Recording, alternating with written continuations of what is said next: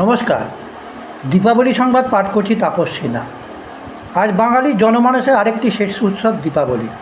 দীপাবলি মানেই তো আলোর উৎসব। মানছি সমাজের চারপাশে যত অশুভ শক্তি আছে, নরকের কৃমিকীটরা ঘুরে বেড়াচ্ছে, এইসব অশুভ শক্তির আজ বিনাশ হয়। কিন্তু তার চেয়ে ভয়ঙ্কর সত্য এই যে দীপাবলি মানেই ভয়ঙ্কর শব্দব্রহ্ম আর মাইকের দাপট। অলিতে গলিতে, পথে প্রান্তরে, পাড়ায় পাড়ায়, শহর থেকে শহরতলি এবং গ্রাম থেকে গ্রামাঞ্চল সর্বত্রই শব্দব্রহ্মের দাপট আর মাইকের দাপটের ছায়াছবি। যদিও সব অঞ্চলের প্রশাসনের তরফ থেকে ডেসিবেল মাত্রার উপরে নিষেধাজ্ঞা জারি করা হয়েছে, তবু বিধিনিষেধের ছবিকে ফুৎকারে উড়িয়ে দিয়ে সকলে নিজের মতোই আছে। যাদের হৃদরোগ আছে তারা তো বটেই, এমনকি যারা কম শব্দের আওয়াজেই বুক কেঁপে ওঠে, তাদের এই মাত্রাতিরিক্ত শব্দে যে খিয়াল হতে পারে তা সহজে অনুমেয়।